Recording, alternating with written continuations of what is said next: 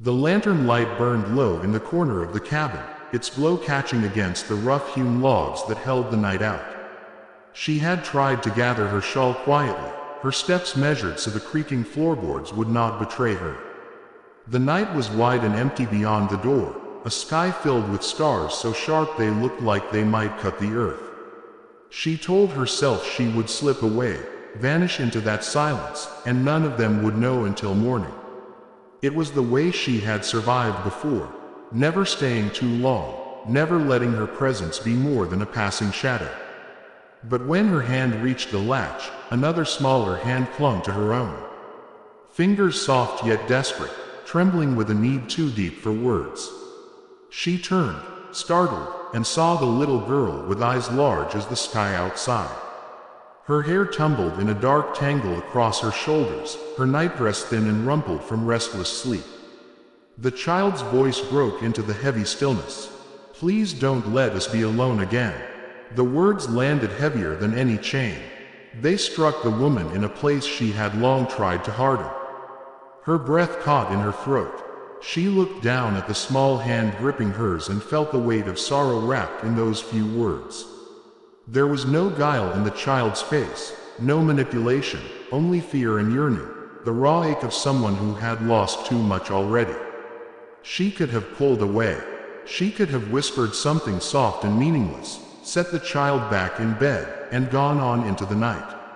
But she did not. Her hand, instead of slipping free, closed gently around the smaller one. The child's touch burned with trust she had not earned. "They said you might leave," the girl whispered, her eyes shimmering with unshed tears. "They always leave." The woman swallowed hard, a lump rising in her throat. She thought of the road she had walked, of faces fading behind her, of nights when she too had been left behind. She had learned to move without ties, to keep her heart locked so no one could tear it again. And yet here was this small soul asking not for promises, not for explanations, only for her to stay. "I wasn't going to go far," she lied, though the shawl around her shoulders told the truth. The girl's eyes searched hers, as if testing whether she would break. "Mama said someone would come. She said God wouldn't forget us." The woman's chest tightened. She had never thought herself an answer to anyone's prayer. She had only ever thought of herself as a wanderer, a woman lost between places, trying to keep ahead of the memories that chased her. But to this child, and to the frail brother asleep in the bed by the fire, she was the one who had come. The girl tugged on her hand, guiding her away from the door and back toward the warmth. She did not resist. The shawl slipped from her shoulders as she moved, forgotten in the pull of that small grasp. The fire crackled softly, casting light across the boy's face, pale and thin from too many days without enough. The woman looked at them both and felt her chest ache with something long buried. She knelt by the girl's side. "You're not alone," she whispered, though her voice shook. "Not anymore." The girl threw her arms around her, clinging with the fierce strength only a child's desperation could summon. The woman felt the fragile heartbeat against her chest, a rhythm that seemed to beg her not to vanish. She held the girl close, her eyes closing against the tide rising inside her. She had not meant to stay. She had told herself she was incapable of it.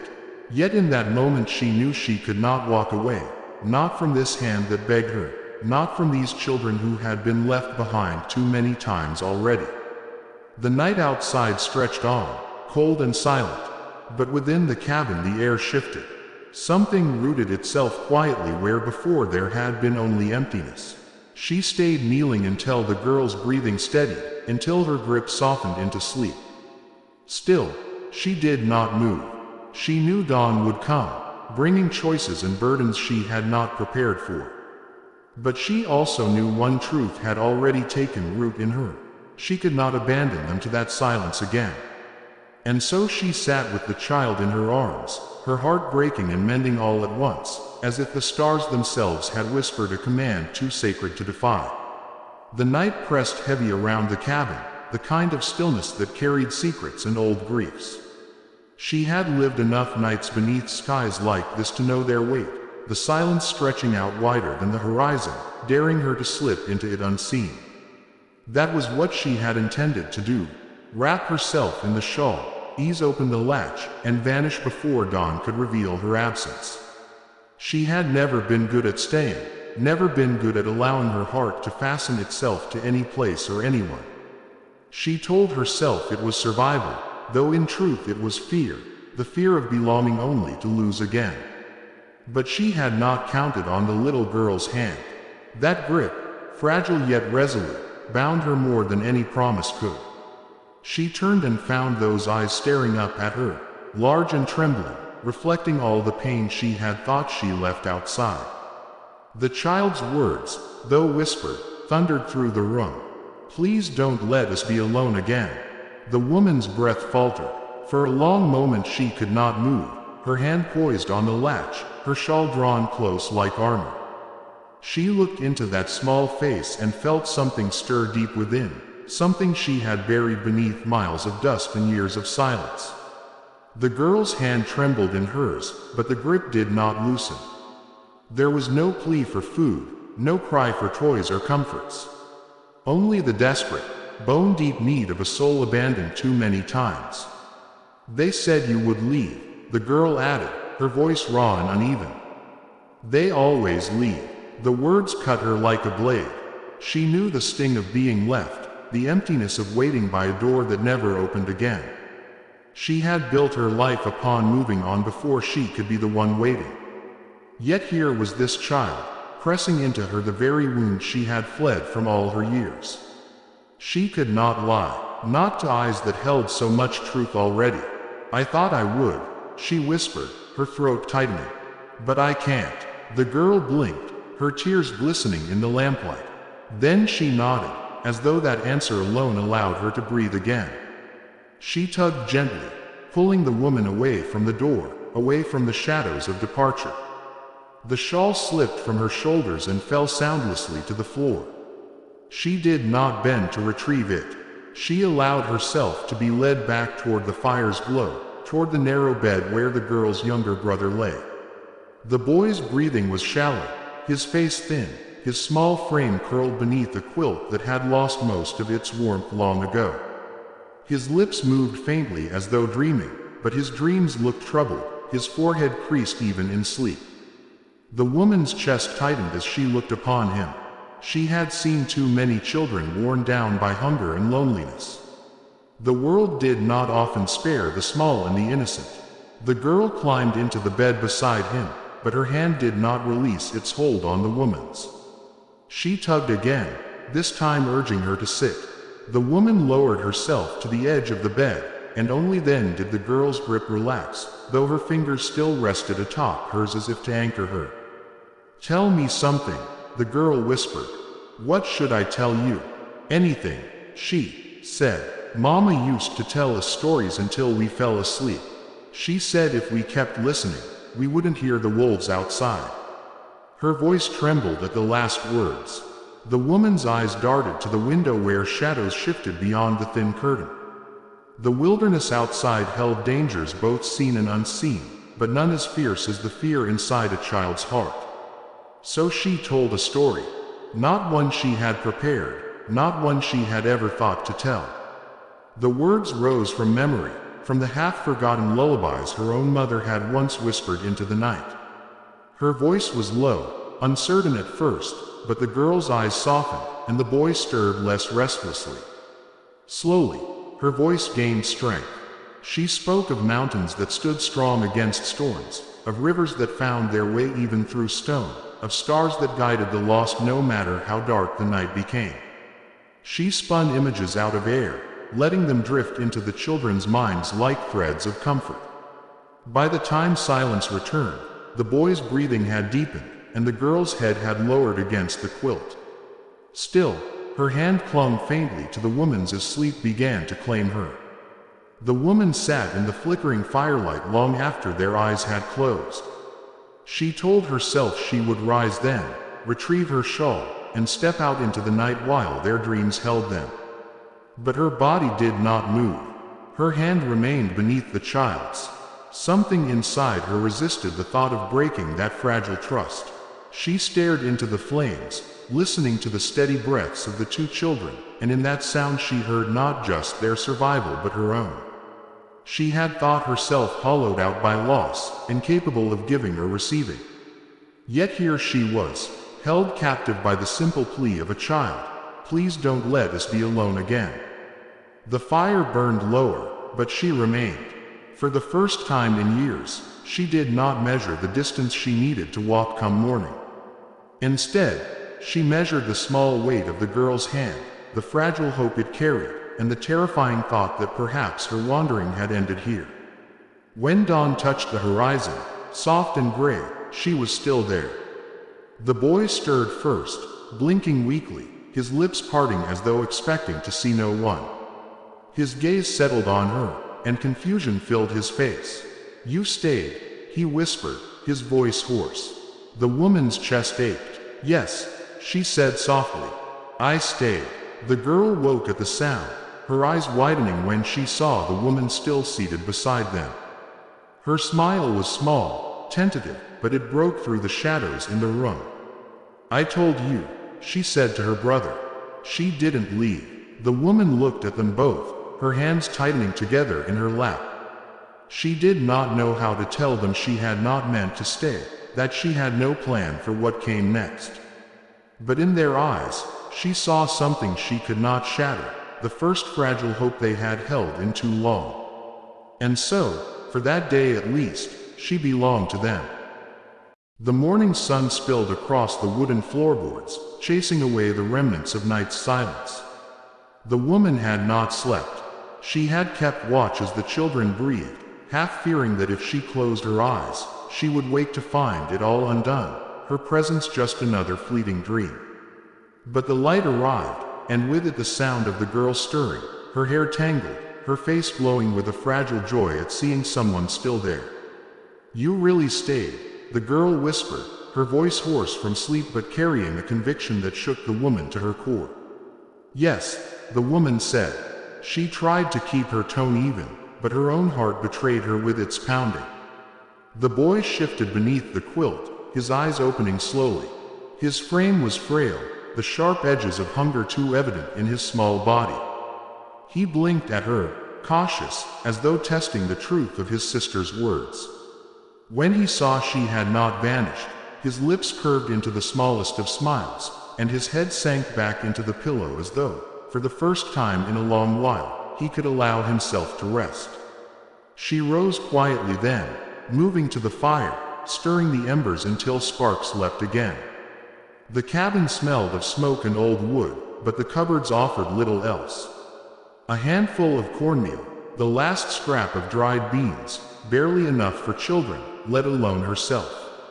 She thought of leaving once more, just for an hour, to search the settlement beyond the ridge, but the thought of the girl waking to an empty room was enough to root her in place. Instead, she coaxed what she could into the pot, adding water, stretching it thin. When the aroma filled the room, the children sat up eagerly, their eyes bright despite the meager fare. She served them first, watching as they ate with the reverence of those who had gone too many nights without.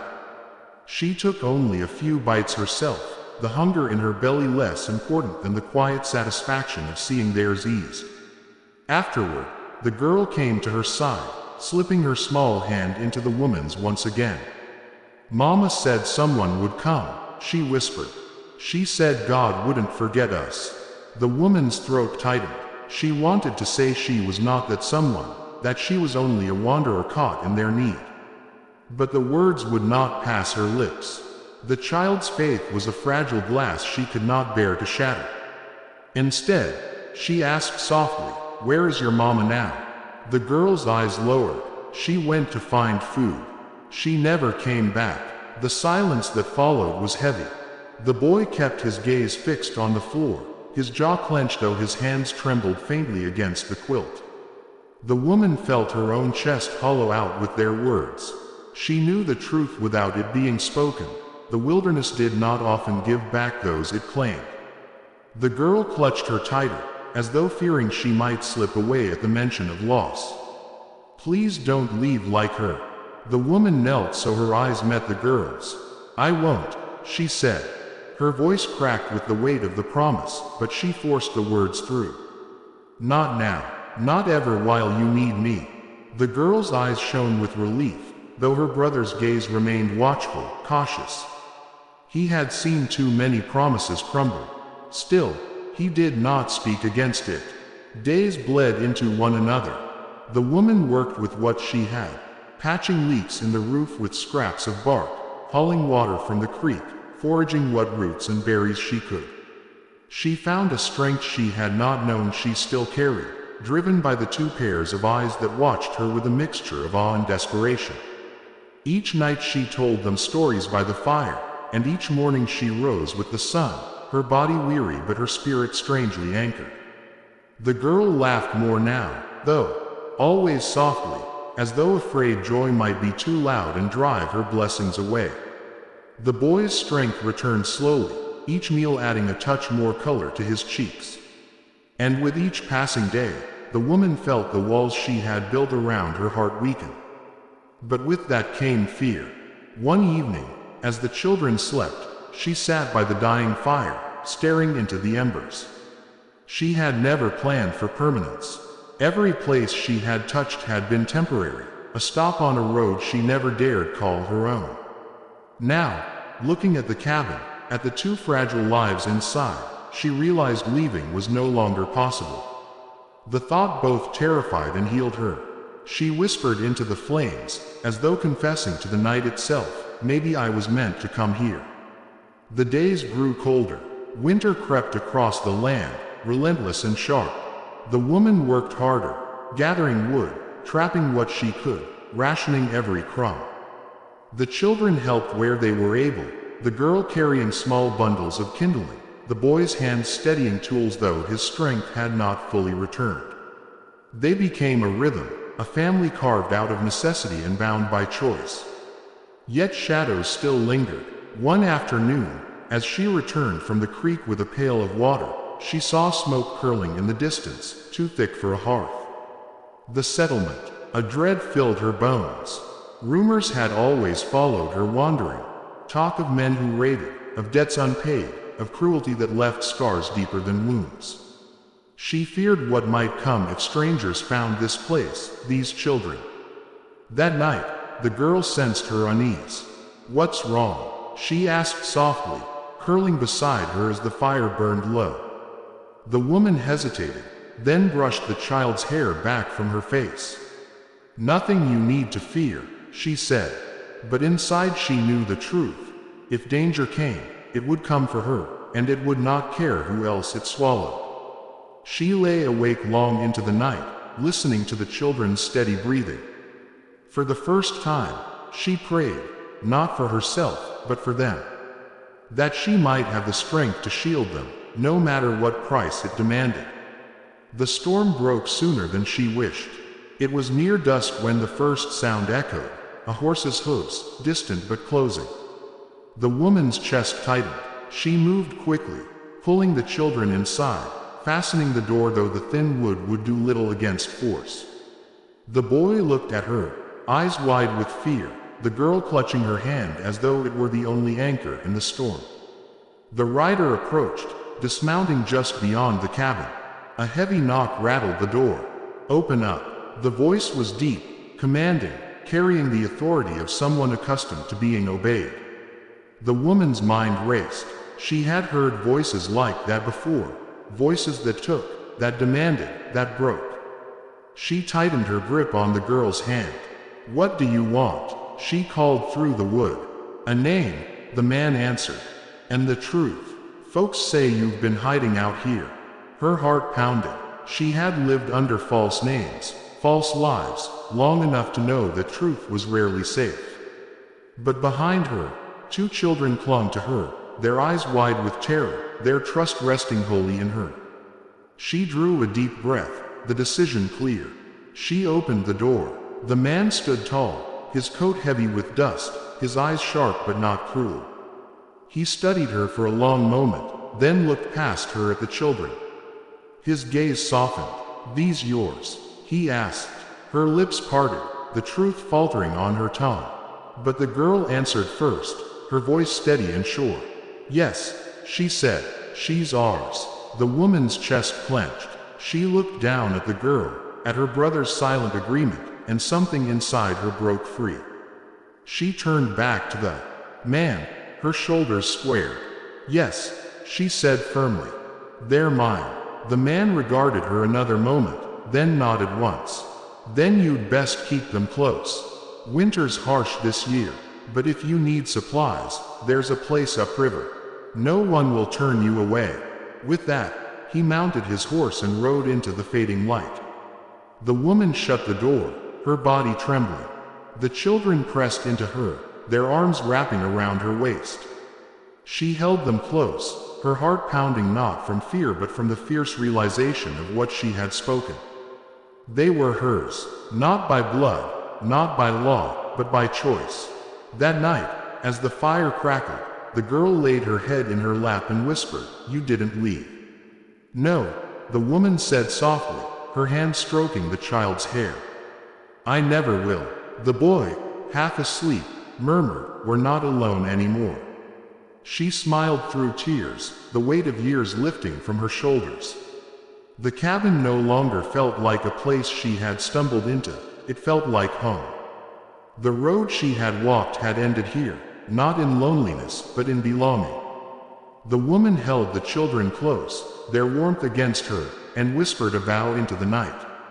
"As long as I breathe, you'll never be alone again."